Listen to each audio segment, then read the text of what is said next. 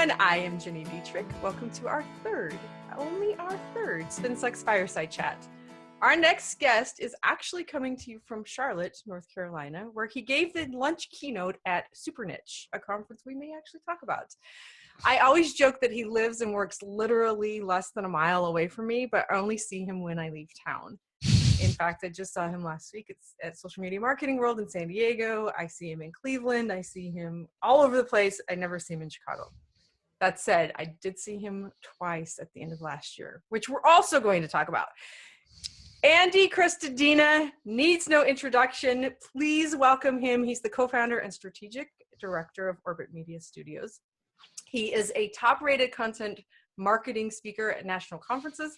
He is the author of Content Chemistry, which I have right here. See, you think I just wow? Yeah, I mean, it's like arm's reach. Mm-hmm.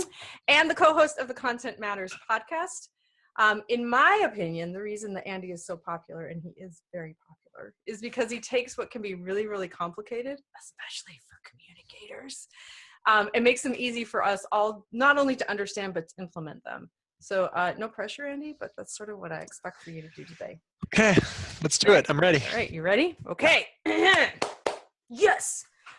I would like to brag on you a little bit because you were the top-rated breakout session speaker at Content Marketing World in 2015. And because of that, which I later found out that when you are the top-rated breakout speaker, you're given the honor of being the keynote for the following year. So you were the keynote speaker at Content Marketing World. But that scares the crap out of me. So I told people in my session to give me 4s. I was like, I don't want to. You want to get close, but not too close. Right. No, you'd rock that stage. 4.96, but no solid 5, please. And when you spoke at the conference, it was obviously one of my favorites because I love you and because I actually learned something. And then I asked you in November to come and hang out with my mastermind group to sort of give the highlights of that speech. And when you left, everybody went, which tells me that it was very, very good. So I'd actually like for you to make more heads explode. And your advice to my mastermind people was to for them to work on making the very best page on their topic on the internet. So talk to us about what you mean by that. Yeah, it's fun because it sounds subjective, and it is subjective, but we should believe it when we publish if we're serious. In that case, if we're serious about search. It's relevant to any content. It's relevant to each of your readers. It's relevant to social and email and many things. But in search specifically, Google is a relevance engine, and it's trying to give the searcher the best page on the internet for the topic. So what I have sometimes explained to people is like, okay, if you make a crappy page and try to get it to rank, there are 2,000 math PhDs in California working against you. They're famous for having 2,000 math PhDs on staff at Google. If you make the best page on the internet, there are 2,000 math PhDs in California trying to help you. So what do you mean by the best or the worst? Well, a great page on any topic should be thorough. It should have depth. Mm-hmm. It should give evidence. It should have examples. It should have contributor quotes. It should be easily scannable. It should have high relevance. It should be practical. It should not hold back. It shouldn't be watered down. It should be concise and to the point. Just basic, things that you know and that your audience knows and that I know and that writers generally understand. One thing that may be not intuitive about it is that we have to really answer the question in a thorough way. A lot of people write these shorties, like these little posts that kind of, that's not really what works well on search. There are certain research projects where with certain data sets, Wikipedia ranks in 5% of all keyword sets, like of all the keywords in that set. So we're trying to write like Wikipedia. Yeah. That is it's not relevant for everything. This is relevant for evergreen content, content that doesn't go out of style, content that's practical, content that answers questions. Yep. Marcus Sheridan style, like content that answers, they ask, we answer. So we're trying to make the best answer on the internet for that question.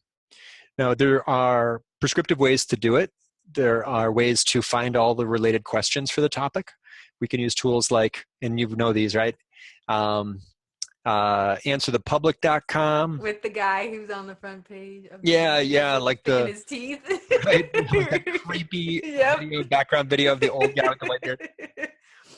It gives you all the questions at any topic. Yeah.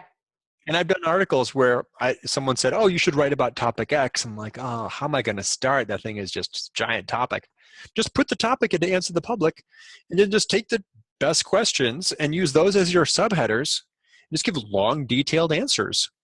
So, did I make the best page on the internet for the topic? Such a good idea. Yeah, that's it. I've done that many times. So, someone says, you should write an article about crisis management. You put crisis management into answerthepublic.com, and it will give you 85 questions related to crisis management. Some of those should probably merit their own page or article. Mm-hmm. Others of those would be combined into one big page, or you could make it specific to a niche in some way, an industry or a situation. So that's a way, that's one of many ways, one of many tools that you can use to research the topic to give you more ammunition to answer it more fully. And then you've got step one covered. You made an awesome article. It's covering all the angles. It goes all the way into it. And then you put in little mechanical things that make it web friendly. Right. Is it bulletless, bolding, short paragraphs, multiple images, contributor quotes, keyword relevance, all the things that we just do as part of, writing for web online, kind of people. Right. Yeah. So one of the challenges that communicators have in particular is we work directly with executives or we work directly with clients. And I'm sure you've heard this too, where they don't necessarily want to give away their quote unquote proprietary information. And so communicators tend to be handcuffed a little bit in providing the content that would become the best page on the internet. So what's your advice there? Well, there are pro-marketing emotions and anti-marketing emotions, and the fear of other people learning what you know is an anti-marketing emotion. That is, if there are, just do the math in this way. You're an expert. There are things in your head that people want as information. You can leave those things in your head and let someone else be the best answer for that topic. And in those cases, someone else gets the visitor. Someone else gets the opportunity to convert, to subscribe, to get the follower, to get the link, to get all the, the good things that happen from content. So let's say you and I were both executives and we're both afraid that we're going to give away all of our secrets related to PR communication, best practices.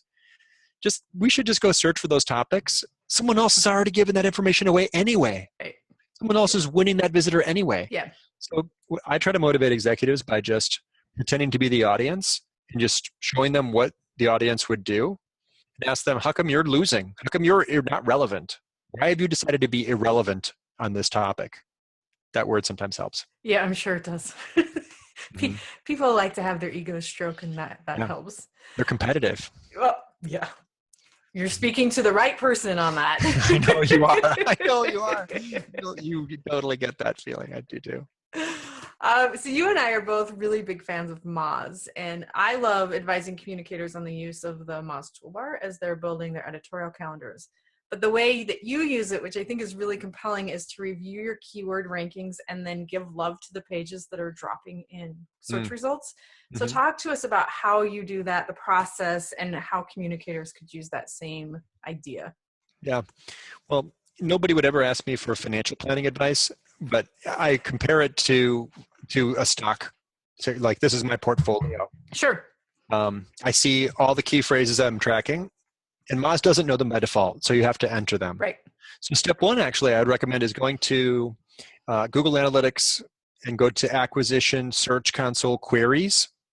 That report shows you all the phrases that you rank for, including tons of branded phrases, which don't matter. You already rank for those.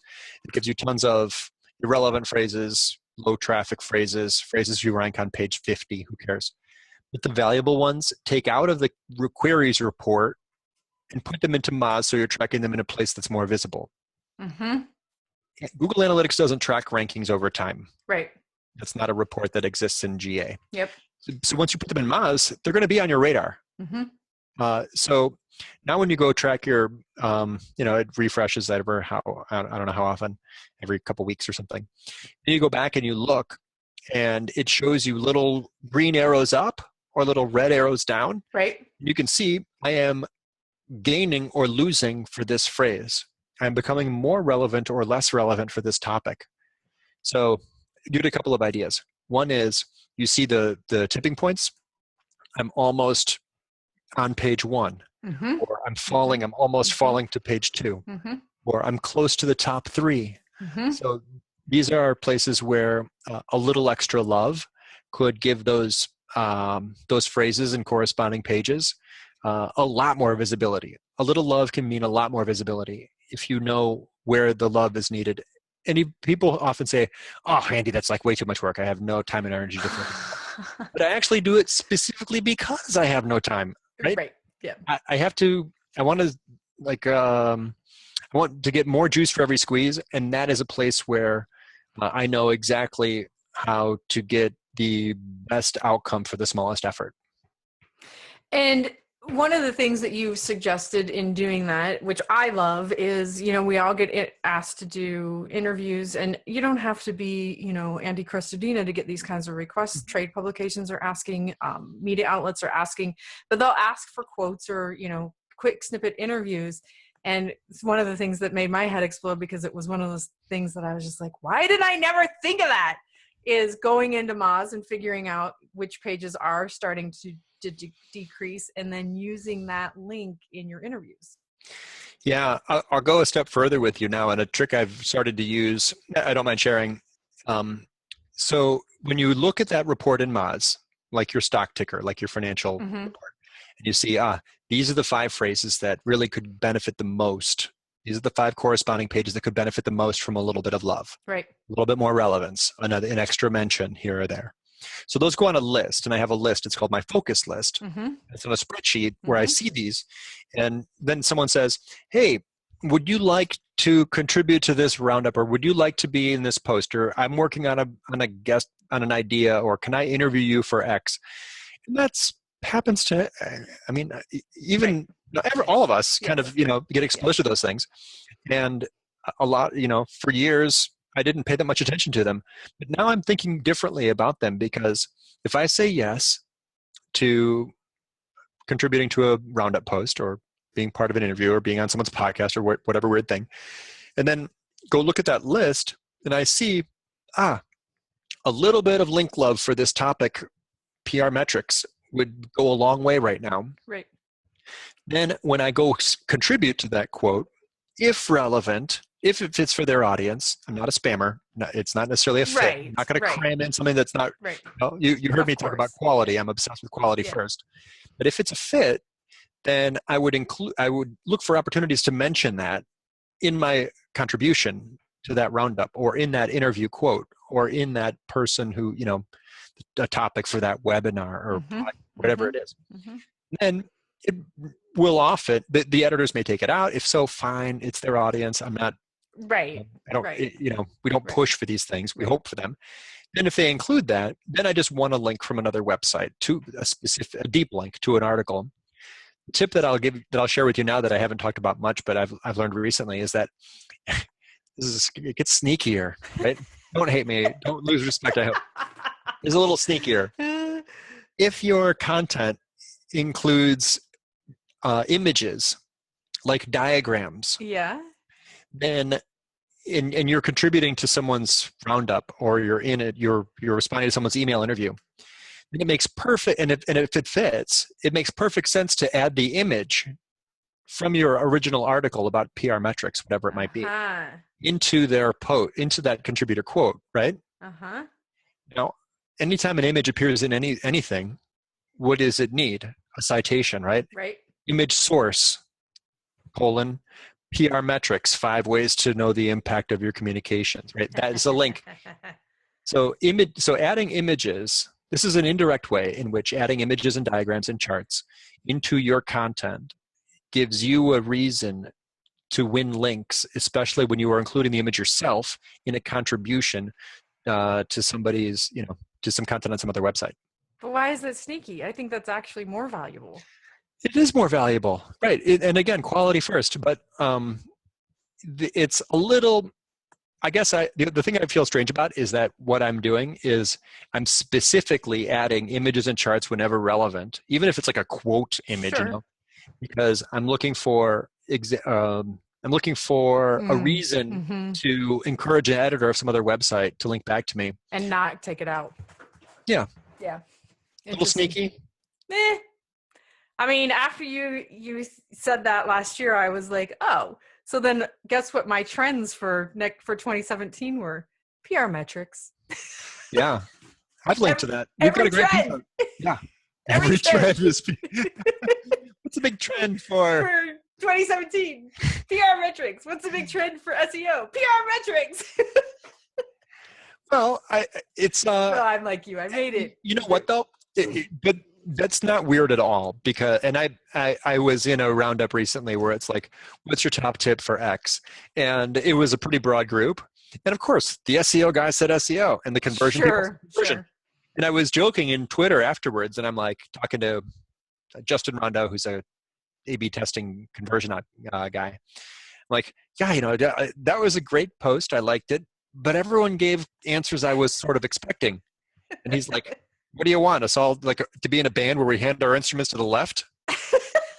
You don't want an SEO tip from a CRO, and you don't want to hand our instruments to the left. I love it. In other words, Ginny, you should be talking about PR metrics. You're an authority on the topic. Right. It's not weird. Well, that was my big PR trend for 2017 was PR metrics, where it made sense, of course. Wherever it makes sense for the reader. All right. So this next question I have for you, I'm hoping wasn't told to me in confidence. This is the problem. As you know, we've been to dinner several times, and people will say, don't put this in a blog to both of us. Yeah. Mm-hmm. So hopefully this is okay. But you did tell me late last year that you had almost doubled your traffic to the Orbit website in 2016. And of course, we're all trying to figure out how to do that. I mean, there's this big traffic and conversion conference that goes on that talks about how you're going to build your email list and how you're going to double your traffic, how you can do all these things. And you just did it, I think, with a few small tweaks. And some of them I think we've talked about already, but give us some other tips on how we can do that, or what you did that worked really well. Sure. It's not a secret. I talked about this downstairs just now at this conference I'm at. Super niche conference, Carolando. Cool event, by the way. I'm plugging super niche, #niche conference. You're great. Smart people here. So the key, I think the key information that people need is to understand that email traffic has a shorter lifespan, and that social traffic is unpredictable. Mm-hmm. And that you have to keep being very active in email and social, right, to maintain levels of traffic there. Yep.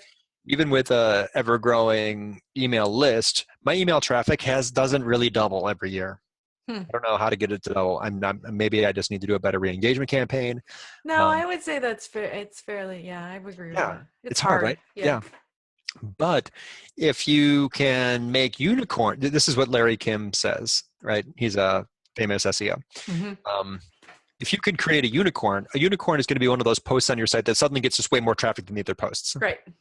How do you make more unicorns? How do you get more of these things that appear like your top 5 posts that just people read every day? Well, they get read every day because they rank, and they rank because they're relevant, and they are authority. They have enough authority to compete for that phrase. So the key to understand is that Google does not rank websites. Google has never ranked a website. Google ranks web pages. Mm-hmm. Every page is a competitor.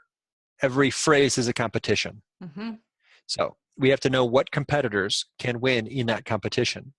So really the key, I think, to doubling your traffic is to understanding fundamentally the Moz metric, or whichever tool you use. Right. Moz calls it domain authority. Yep. The general likelihood that things on your website will rank. So you'll never outrank big, famous, authoritative websites for super competitive phrases. Everyone kind of intuitively knows that. So the key is to choose phrases for which you can win. Choose target phrases where the difficulty is in the same range as your authority. That's kind of it, right? If you write key phrase relevant topics that go super deep and are like amazingly, high quality posts, and that they target a phrase where there is a chance where you're in that range. Mm-hmm. If your authority is 35, mm-hmm. target phrases that are where the other high-ranking sites are in that same range. If your authority is 50, you can target more competitive phrases. Right.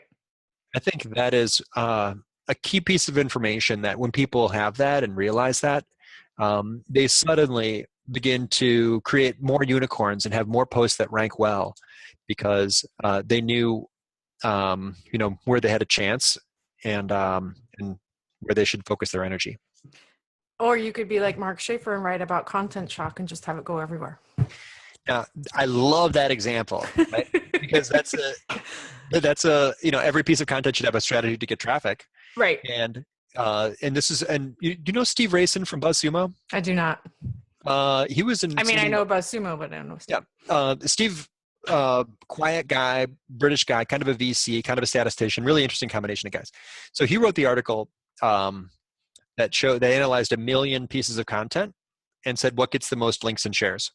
And his conclusion was the original research gets a lot of links, and strong opinion gets a lot of shares. Yep. So what Mark Schaefer did was he wrote one of the best examples in our industry of a strong opinion piece. Yep. And tons of shares. Yeah, tons of shares, thousands, maybe 10,000 plus shares on that thing. And people are still talking about it. Was that January of 2014? 2015. It had to have been 2015, yeah. I think it's more than 2 years old now. Yeah. Anyway, I love that too, right? He stuck his neck out and planted his flag and made a strong case for something that other people weren't saying. Right. And not everybody agreed with. Yeah. So if you're thinking about that, are you trying to build something like that's super opinionated and has the chance to, I hate this word, but go viral? Or should you really be focused on the kinds of stuff like original research, surveys, contributors, things like that are actually going to get you the links? Yeah, regardless of which you choose, you should consider something that's going to perform well in search and get links, or something that's going to perform well in social and get shares. Mm-hmm. And my tip for publishing research that gathers links is to find the missing statistic. Find that one thing that people in your industry often say but never support with evidence. Publish that piece of evidence. Find the missing stat. I call it the missing stat. You saw me do this with how long does it take to write a blog post? Right. And that thing has been linked to 5 million times. Yeah. To publish strong opinion on the other side, try asking this question. What is the one question in our industry that people are afraid to answer? So you can publish amazing research by saying, find the missing stat. You can publish strong opinion by saying, what are people afraid to talk about? Mm-hmm, mm-hmm. What do you believe that other people don't believe? Or what do you think will happen other people don't think will happen? Or what is the one thing? I suggested this in a event where the Ship Aquarium was there. Yeah. And the woman came up to me afterwards and she's like, that's great advice. You're right. That's the audiences really want to know that, but I don't think I can publish it. It's too hard. But are these animals happy? And that's what people want to know. People want to know. Yeah. Answer the question that other people are afraid to answer, and you'll see huge results on social media. Did they answer it? No. Ah, darn. I don't know who. Someone could, and someone would win that. Whoever answers that first will win lots of traffic, right? By having been relevant, by having been important, by having gone where the people won't go. Well, I'll tell you which animals are happy. The new ones at the Lincoln Park Zoo, amazing. They get to walk around and they're in their little space and they get to go up to people. They're super happy. I'll write that for them. Yeah, that's a client of mine. We did the zoo site. That's awesome. They have snow monkeys. They have monkeys that sit in hot tubs all day. Those animals are probably. Wouldn't you like that job? Yeah, the cactus snow monkeys. Yeah, just sit there. I want that job. Yeah, sit in the hot tub all day. Yeah. All right. So speaking of things that people are a little stressed about, I think that we're both big artificial intelligence geeks, and when we did Wine and Web together in December, which is my favorite thing to do by far. Both because I get to hang out with you and because I don't have to prepare anything. So it's people love that one. Yeah, it's a great event. You're a huge hit at that event. But we talked about artificial intelligence and, how you're using Amy to schedule meetings and things like that, which is in and of itself is so freaking cool. And there's all this stuff that we can do now to make our jobs so much easier. But what do you think artificial is going to do to the marketer? Well, one thing it does is make analysis easier. Mm-hmm. And insights are going to be jumping out at us a little more readily from our analytics, from our reporting tools. Mm-hmm. So I don't think it's part of the desktop version, but if you open up Google Analytics on your phone, Yep. which yes, I'm like that, exactly that kind of nerd. Oh, me I have too. Google Analytics on my phone, yeah, and it has like the little assistant button. Yep. That will tell you a bunch of interesting stuff. I don't get amazing insights from it yet, but I'm expecting that to keep getting better. Yep.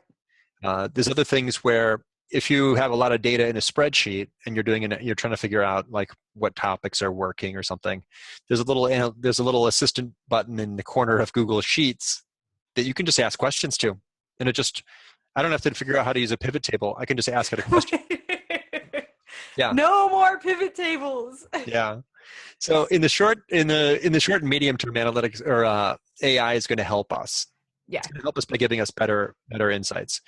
In the more medium to long term, we're going to see a threat to the job of the creative and of the content creator, because there will be a greater percent, like self-driving cars. It's going to be slow at first. I think this is a Mitch Joel quote, or someone said this. Change happens very gradually until it happens all at once. Right. There'll be a day when you realize, like, wow, that's the 5th piece of artificially generated content I've read today. But what that content will never do, and this is years off. I don't think it's even in the next. That might be 10 plus years away, but there will be a day when a lot of the stuff that we consume will have been sort of aggregate content from other sources. Mm-hmm. But what that content will never do is the inspiration, is the taking chances, is saying what other people, it's like that strong opinion. Yep. There was nothing in Mark Schaefer's analytics that said he should write Content Shock. Right. Analytics is all historic. Yeah. Even predictive analytics is totally based on history. Yep. So, that's like the Henry Ford quote. People would have said they wanted a faster horse. Nobody told Steve Jobs that the world wanted an iPod. An iPod, yeah. Yeah. An iPod, so this is there's plenty of room for creative brilliance. And then Elon Musk earlier this week, it has come out and said he's funding a company that is going to attach, which is, I'm going to say this is a little creepy even to me, attach artificial intelligence to your brain cortex. So we're all going to be cyborgs. I don't know how you do that without I'm not in that business, but he is out there. When you thought that guy's mind. I heard an interview with him and he's like, oh yeah, travel to Mars. It's really going to, in the short run, there's going to be a labor shortage on Mars. So I think that it's important. I'm like, dude, you're talking about the Martian labor market? I was not thinking about that today. Yeah. Wow. I would imagine there is a shortage on labor on Mars. Yeah. And, I saw The Martian, so clearly the only thing they can grow there is potatoes. Yeah, it's just like big shortage. There's one potato farmer. Right. They need a lot of help. He's right. We need some more passenger vehicles for Mars. Crazy. Yeah. He's out there, but it's that kind of brilliance doesn't come from AI. These are inspired, insightful people, right? And there will always be room for the inspired, insightful marketer to disrupt or to invent or to answer. So I'm not worried about it. I'm not worried about it either. Although I am a little creeped out that they could put something in the back of my head, and I'm a little creeped out about that. But do you have a Alexa or Google Home? Oh yeah, she's right here. She's my microphone stand. That's great. Yeah. Oh yeah, we use Alexa for everything. It's like a little robot. You've got the pieces stacked up there. Oh yeah. Well, you should talk. You have coffee creamer under your laptop right now. You weren't supposed to talk about that. The things we do for video. Yeah, I'm in a hotel room where the desk is at a normal height, so you'd be looking up my nose. So I have stacks of books underneath my laptop, including. You ready? Yep. My laptop stand. It's a book. awesome. It's a book by Stephen Darr and 4 coffee creamers. I love it. I'm surprised that you're not wobbling. That's pretty. You did that. I'm pretty careful well. not to touch. Yeah. Yeah. Don't touch the laptop. Fireside All right, chat or creamer top chat? I have Something like one more question before we get to our lightning round, and that is: there is a big birthday coming up, and you know why I can remember this is because it's the same birthday as my small child. So, whose birthday? The same exact birthday? Yeah, same date. Wow. Okay. Your baby is ahead of my baby. Little Just been a Eli. couple years. Yeah. They'd be a cute couple, right? Addie Right? and Eli. Yeah. Older I like the woman. names. Yeah. Yeah. You're literally robbing the cradle. He's in a crib. Little Eli is my firstborn. He is chubby and happy. He's with his mom right now in her hometown in Oregon. While I'm at conferences, but he doesn't talk or walk, but he makes all kinds of sounds and gets around pretty good on his hands and knees. And the kid, his mom is amazing. So he eats like a champ. The kid eats just like, better than me. I live on like Lucky Charms and frozen pizzas. And Right. He lives on he eats kale and salmon, and she just cooks for him all the time. It's just incredible. So he's huge. He has a giant head, which is why maybe he was slow to crawl. He's got to hold his giant head up. He's so cute though. Yeah. But the same birthday, huh? April 18th? Same birthday. So how's your little girl? She will be 4. 4! Yeah. Her favorite thing right now is, because we're going private school here in Chicago, so she starts kindergarten in September. So her favorite thing to do right now is say, I'm going to kindergarten this fall, and I go, she loves that. She thinks that's she's a big girl. She's going to kindergarten. Wow. Yeah. All right, let's do our lightning round. The whole point here is not to expand on your answers or explain why you choose it. Okay. Are you ready? Yep. What did you major in? Mandarin Chinese. Twitter or Facebook? Twitter. Dogs or cats? Cats. If you could invite 3 people to dinner together, who would they be and why? Neil deGrasse Tyson. Good. Barack Obama. Mm-hmm. And Elon Musk. Yeah, well, yeah, because we have to hear about labor markets and top of mind. All right. Yeah. Can I come to that dinner? That's like a Venn diagram. Neil deGrasse Tyson and Barack Obama. You've got policy and science. Yep. Labor markets on Mars. Elon would really have that. You'd have a great conversation with both of them. I'd just listen. I wouldn't say a word. Oh, no, because I would be, first of all, way too intimidated. And secondly, I would be afraid that anything that came out of my mouth would be gibberish. Yeah, I'd just stand back and listen. Boy, though, there's so many I could have chosen from. I left out the ladies. There's so many brilliant. I don't know. Well, I mean, hello. I know. Yeah. Can you come? Let's both do that. I'm coming with you. Okay. Okay. Which book changed your life?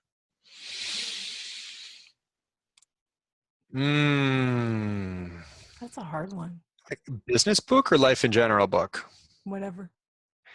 I'm going to say that reading The E-Myth, business book I read in the early days that told you that talked about how to build a business, not just start a job for yourself, made a difference for me, because I learned that even in the beginning as a solopreneur, you're really just wearing like a lot of hats, and each of those hats is really a separate role. Right.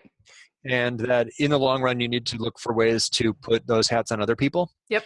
And that really changed my life, because I'd be in a very, very small business today with probably no time to be here talking to you had I not read that book and understood those concepts. That's awesome. And it's a very good book. I think I've reread it several times. Yeah, E-Myth. Yep. What was the first concert you went to? The Grateful Dead. Oh, what's your guilty pleasure?